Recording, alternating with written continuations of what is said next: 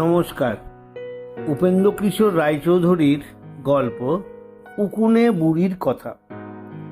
একদিন ছিল উকুনে বুড়ি, তার মাথায় বড্ড ভয়ানক উকুন ছিল। সে যখন তার বুড়োকে খেতে দিতে যেত তখন ঝরঝর করে সেই উকুন বুড়োর পাতে পড়ত। তাইতে সে একদিন রেগে গিয়ে ঠাঁই করে বুড়িকে ঠেঙার বাড়ি মারলে। তখন বুড়ি ভাতের হাঁড়ি আছড়ে গুঁড়ো করে রাগের ভরে সেই যে নদীর ধার দিয়ে চলে গেল, আর তাকে বুড়ো ডেকে ফেরাতে পারল না। নদীর ধারে এক বক বসেছিল। সে উকুনে বুড়িকে দেখে বললে, উকুনে বুড়ি, কোথা যাস?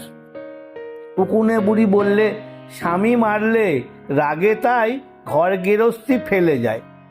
বক বললে, তোর স্বামী মারলে কেন, কি হয়েছে? উকুনে বুড়ি বললে, আমার মাথা থেকে তার পাতে উকুন পড়েছিল। বক বললে, কেন, উকুন তো বেশ লাগে, তার জন্য মারলে কেন?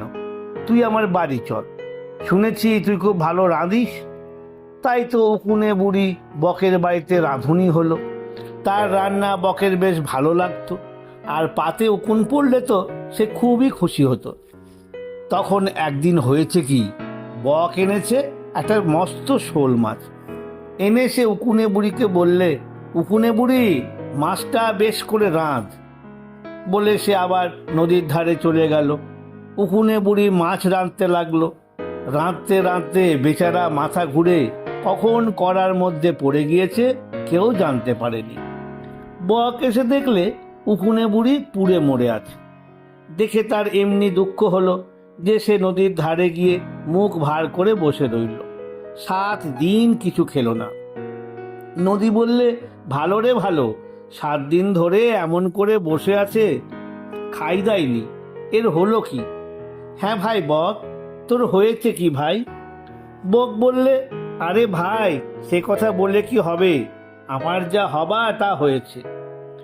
নদী বললে, ভাই আমাকে বলতে হবে। বক বললে, যদি বলি তবে কিন্তু তোর সব জল ফেনা হয়ে যাবে। নদী বললে, হয় হবে, তুই বল। তখন বক বললে, উকুনে বুড়ি পুড়ে মরল, বক 7 দিন উপোস রইল। অমনি ফ্যান ফ্যান করে দেখতে দেখতে নদীর জল ফেনিয়ে সাদা হয়ে গেল। সেই নদীতে এক হাতি রোজ জল খেতে আসে। সেদিন সে জল খেতে এসে দেখে এ কি কাণ্ড হয়ে আছে। হাতি বললে, নদী, তোর এ কি হলো, তোর জল কি করে ফেনা হয়ে গেল? নদী বললে, তা যদি বলি তবে কিন্তু তোর লেজটি খসে পড়ে যাবে। হাতি বললে, যাই যাবে, তুই বল। তখন নদী বললে, উকুনে বুড়ি পুড়ে মরল, বক 7 দিন উপোস রইল, নদীর জল ফেনিয়ে গেল। অমনি ধপাস করে হাতির লেজটা খসে পড়ে গেল। তারপর হাতি গাছতলা দিয়ে যাচ্ছে। গাছ তাকে দেখে বললে, বাহ রে, তোর এ কি হলো, লেজ কোথায় গেল? হাতি বললে, তা যদি বলি তাতে কিন্তু তোর পাতাগুলি সব এক্ষুনি ঝরে পড়বে। গাছ বললে, পরে পড়ুক, তুই বল। তখন হাতি বললে, উকুনে বুড়ি পুড়ে মরল, বক 7 দিন উপোস রইল, নদীর জল ফেনিয়ে গেল, হাতির লেজ খসে পড়ল। অমনি ঝরঝর করে গাছের সব পাতাগুলি ঝরে পড়ে গেল। সেই গাছে এক ঘুঘুর বাসা ছিল। সে তখন খাবার খুঁজতে গিয়েছিল। ফিরে এসে দেখে, ওমা, এ কি হয়েছে? ঘুঘু বলল, গাছ, তোর এ কি হলো, তোর পাতা সব কোথায় গেল? গাছ বললে, তা যদি বলি তবে কিন্তু তোর চোখ কানা হয়ে যাবে। ঘুঘু বলল, যাই যাবে, তুই বল। তখন গাছ বললে, উকুনে বুড়ি পুড়ে মরল, বক 7 দিন উপোস রইল, নদীর জল ফেনিয়ে গেল, হাতির লেজ খসে পড়ল, গাছের পাতা ঝরে পড়ল। অমনি টস করে ঘুঘুর একটা চোখ কানা হয়ে গেল। কানা চোখ নিয়ে ঘুঘু মাঠে চড়তে গিয়েছে। তখন রাজার বাড়ির রাখাল দেখে দেখে বললে, সে কি রে ঘুঘু, তোর চোখ কি হলো? ঘুঘু বললে, তা যদি বলি তবে কিন্তু তোমার হাতে তোমার লাঠিটা আটকে যাবে। রাখাল বলল, যাই যাবে, তুই বল। তখন ঘুঘু বললে, উকুনে বুড়ি পুড়ে মরল, বক 7 দিন উপোস রইল, নদীর জল ফেনিয়ে গেল, হাতির লেজ খসে পড়ল, গাছের পাতা ঝরে পড়ল, ঘুঘুর চোখ কানা হলো। অমনি চটাস করে রাখালের লাঠি তার হাতে আটকে গেল। সে কত হাত ঝাড়লে কিছুতেই তাকে ফেলতে পারলে না। যখন গরু নিয়ে সে রাজার বাড়িতে ফিরে এসেছে তখনও সে হাত ঝাড়ছে। রাজার বাড়ির দাসী ভাঙা কুলোই করে ছাই ফেলতে যাচ্ছিল। সে রাখালকে দেখে বললে, দূর হতভাগা, অমনি করে হাত ঝাড়ছিস কেন? কি হয়েছে তোর হাতে? রাখাল বললে, সে কথা যদি বলি তবে কিন্তু আর ওই কুলোখানা তোমার হাত থেকে নামাতে পারবে না, সেখানা তোমার হাতেই আটকে থাকবে। দাসী বলল, ইস, আচ্ছা থাকবে, তুই বল। তখন রাখাল বললে, উকুনে বুড়ি পুড়ে মলো, বক 7 দিন উপোস রইল, নদীর জল ফেনিয়ে গেল, হাতির লেজ খসে পড়ল, গাছের পাতা ঝরে পড়ল, ঘুঘুর চোখ কানা হলো, রাখালের হাতে লাঠি আটকালো।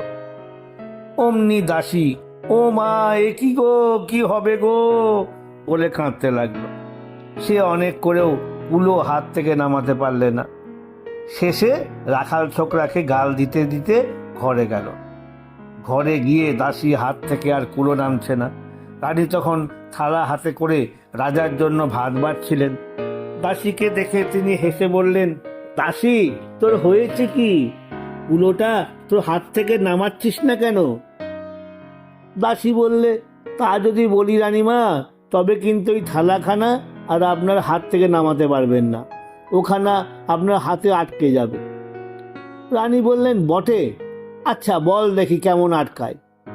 তখন দাসী বললে, উকুনে বুড়ি পুড়ে মলো, বক 7 দিন উপোস রইল, নদীর জল ফেনিয়ে গেল, হাতির লেজ খসে পড়ল, গাছের পাতা ঝরে পড়ল, ঘুঘুর চোখ কানা হলো, রাখালের হাতে লাঠি আটকালো, দাসীর হাতে কুলো আটকালো। অমনি রানী হাতে থালাখানা আটকে গেল। কিছুতেই তিনি আর তা ছাড়াতে পারলেন না। তখন আর তিনি কি করেন, আর একখানা থালায় করে রাজামশাইয়ের জন্য ভাত বেড়ে নিয়ে চললেন। রাজামশাই তাকে দেখেই বললেন, রানী, ওই থালাখানা হাতে করে রেখেছো যে? রানী বললেন, তা যদি বলি তবে কিন্তু আর তুমি এখান থেকে উঠে যেতে পারবে না, তুমি ওই পিঁড়িতে আটকে থাকবে। শুনে রাজা হো হো করে হাসলেন। তারপর বললেন, আচ্ছা আচ্ছা, তাই হোক, তুমি বলো। তখন রানী বললেন, উকুনে বুড়ি পুড়ে মলো, বক 7 দিন উপোস রইল, নদীর জল ফেনিয়ে গেল, হাতির লেজ খসে পড়ল, গাছের পাতা ঝরে পড়ল, ঘুঘুর চোখ কানা হলো, রাখালের হাতে লাঠি আটকালো, দাসীর হাতে কুলো আটকালো, রানীর হাতে থালা আটকালো। বলতে বলতেই তো রাজামশাই পিঁড়িতে খুব ভালো মতো আটকে গেলেন। কত টানাটানি করলেন, কিছুতেই উঠতে পারলেন না। চাকরদের ডাকলেন, তারাও কিছু করতে পারল না। তখন সেই পিঁড়ি শুদ্ধ তাকে 4 জন ধরাধরি করে এনে সভায় বসিয়ে দিল। তা দেখে সভার লোকদের তো ভারী মুশকিল হলো। তাদের ভয়ানক হাসি পাচ্ছে, তারা হাসি থামাতে পারছে না, হাসতেও পারছে না। পাছে রাজামশাই রাগ করেন। কেউ ভয়ে জিজ্ঞেস করতেও পারছে না রাজামশাইয়ের কি হয়েছে। তখন রাজামশাই নিজেই বললেন, তোমরা বুঝি জানতে চাচ্ছ আমি পিঁড়িতে কি করে আটকে গেলাম? তারা হাত জোর করে বললে, হ্যাঁ মহারাজ। রাজা বললেন, তা যদি বলি তবে তোমরাও যে যার বসবার জায়গায় আটকে যাবে। তারা বললে, মহারাজ যদি আটকালেন তবে আমরা আর বাকি থাকি কেন? তখন রাজা বললেন, উকুনে বুড়ি পুড়ে মলো, বক 7 দিন উপোস রইল, নদীর জল ফেনিয়ে গেল, হাতির লেজ খসে পড়ল, গাছের পাতা ঝরে পড়ল, ঘুঘুর চোখ কানা হলো, রাখালের হাতে লাঠি আটকালো, দাসীর হাতে কুলো আটকালো, রানীর হাতে থালা আটকালো, পিঁড়িতে রাজা আটকালো। বলতে বলতেই আর তারা যাবে কোথায়? এমনি করে তারা তক্ত বসে আটকে গেল, যা আর তাদের উঠবার সাধ্য নেই। ভাগ্যিস সেই দেশে এক খুব বুদ্ধিমান নাপিত ছিল, নইলে মুশকিল হয়েছিল আর কি। নাপিত এসে বললে, শিগগির ছুতোর ডাকো। তখন ছুতোর এসে পিঁড়ি কেটে রাজামশাইকে ছাড়ালে, আর তক্তপোষ কেটে সভার লোকদের ছাড়ালে। একটু একটু কাঠ তবু সকলের গায়ে লেগেছিল, সেটুকু চেঁচে তুলে দিল। রানীর হাতের থালা, দাসীর হাতের কুলো আর রাখালের হাতের লাঠিও কেটে ফেলে দেওয়া হলো। নমস্কার।